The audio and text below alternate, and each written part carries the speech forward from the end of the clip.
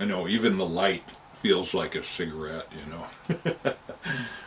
It's some Daughters in Ryan Balkan Oriental in bulk. So I got it in 2018 and didn't smoke it much. It was, I don't know, I think maybe it was on sale. I'll do that, you know, I'll buy a little bit when something's on sale and then not really smoke it and stick it in a jar, and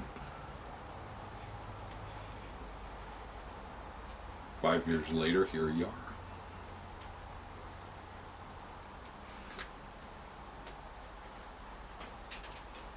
I am smoking a new pipe to me, though. Not its first smoke, but pretty close.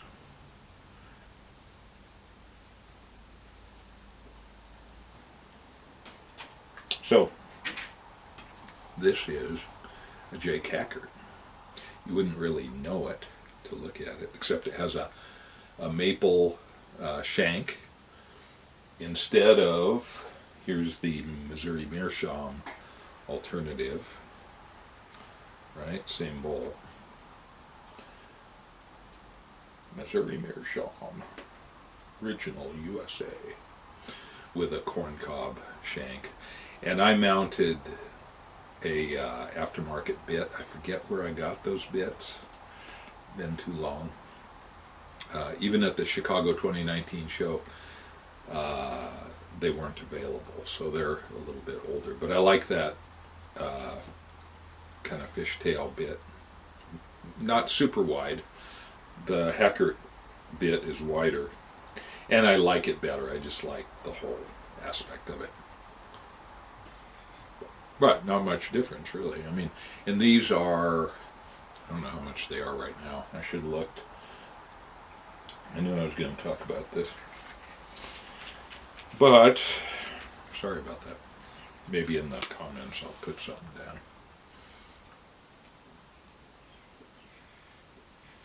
I forget what Missouri Meerschaum calls that shape, too.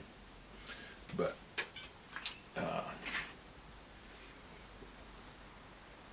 I like it. Kind of a small bowl, I will say, bowl opening. But I like this thicker, chunky bit. I've always liked these from J. Cackert, and they're about 35, 37 now. So they're more, certainly, than the Missouri Meerschaums. And then here is also a Dagner Missouri Meerschaum, which I also like. It's a sitter. Well, they're all sitters. And did it come with this bit? I'm just not remembering this stuff. And the bowl is a little bigger on this one, interestingly, than this. They look like they'd be about the same size, but they're really not. See the difference in size. Now this one may burn out faster. Who knows? It is a cob.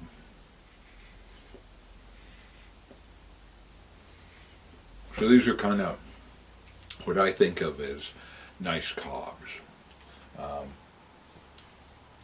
And still a good value, you know. I think people can, if you smoke carefully and don't just burn them up, you can smoke a cob for years.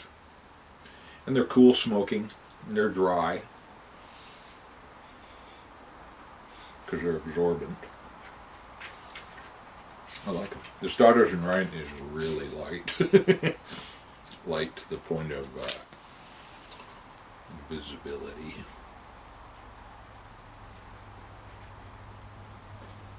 When I think of Daughters in Ryan, I kind of always think like less expensive blends and kind of cigarette-y maybe.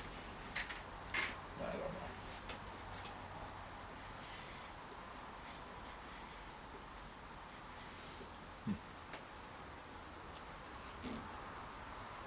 know. I like a good cob. The thing that is the downfall of cobs, if you ask me, is the bit.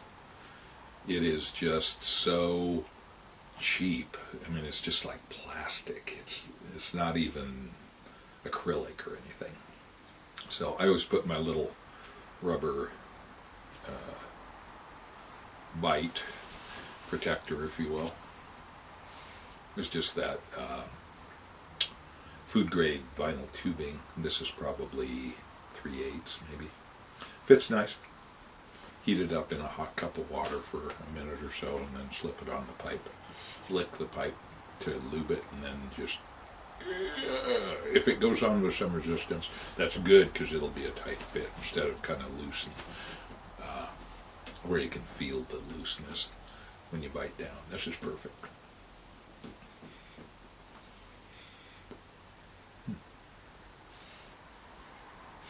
So kind of rainy here. It's not raining at the moment. I was kind of hoping we'd get a few raindrops just for the sound effect, you know. But we're well below average for rain. But this moisture is nice. Yeah. Went camping this weekend down in Oregon on the motorcycle. And it was really fun. Had a great time. Stayed down near, kind of near Salem at Willamette Mission State Park. Rode the little $2 ferry across the Willamette, there, the Wheatland Ferry. And went up, had breakfast in McMinnville at the diner, kind of over by the Aerospace Museum, which we were going to see. I've never been there. I've always wanted to go and see the spruce goose. They have 2 747s out front. I mean, it's pretty amazing. But we went on a ride instead on some amazing, awesome roads north of Wilhelmina. And they were just forest roads, not like a named highway. They were all paved, sometimes barely paved, but my gosh, just turn after turn after turn after turn after turn, very little traffic, and it follows the Nestucca River, which is just one of those Oregon rivers. Oregon has this thing where these rivers just wend their way down these little valleys carved out of rock with alders and some evergreens. It's just like a dappled brook, and it's just so picturesque. It was delightful. It was delightful.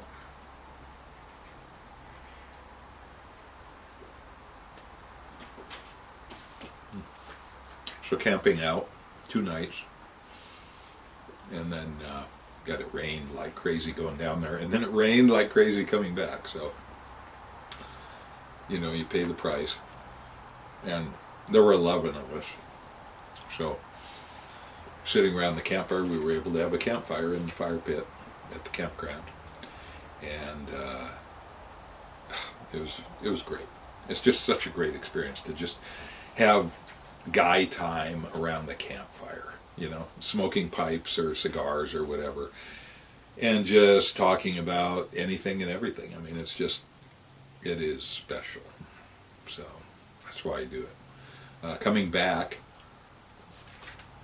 riding along I-5 in the middle lane, right at Kalama, northbound, and this big Dodge 10-year-old pickup lifted, looked like it was in okay shape, but he's pulling alongside on the right lane there, and I'm right next to him.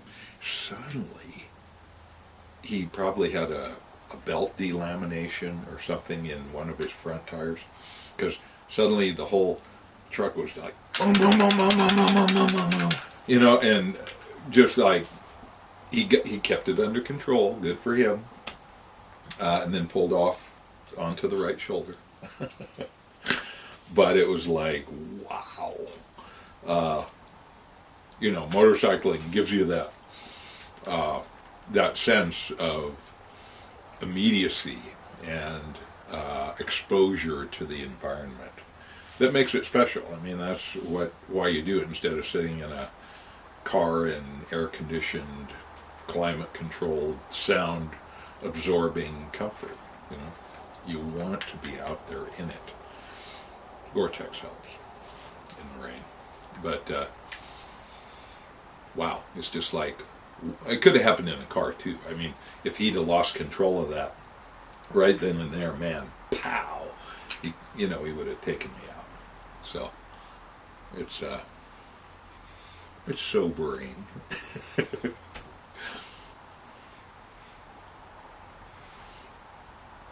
And yeah, a car would give you airbags, crush zones, excuse me, more protection. But the motorcycling experience, especially on those back roads along the Nestucca River, absolutely priceless. Absolutely priceless. And I just don't think that, like, somebody in a little Mazda Miata, which would be really fun too, would have nearly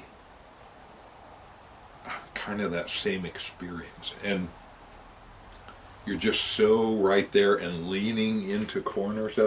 That's what I really love, is like the skiing aspect of it, where you're carving turns.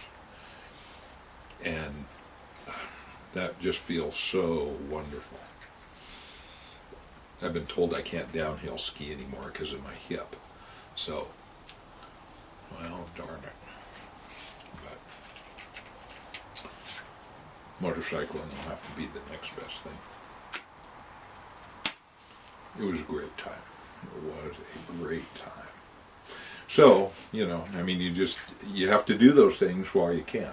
So, we meet for those campout runs on the third weekend of every month, during the summer. Then we meet, but we don't have a campout run the rest of the year. But you have to do them. I mean, Woody Allen was right. Success is what, 80% showing up, just showing up. And I had several other things I could have done this weekend. So it's always kind of you got to prioritize. You have to prioritize that stuff high enough to make it happen. And it was great. It was just great. So, wow.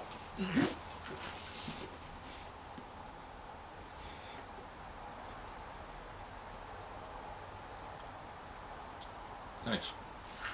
Tobacco's really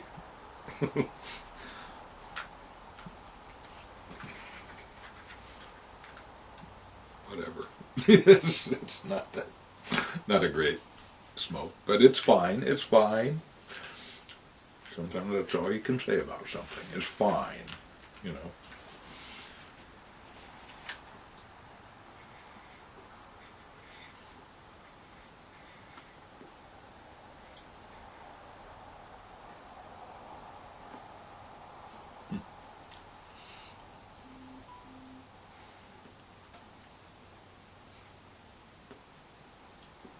So life is good.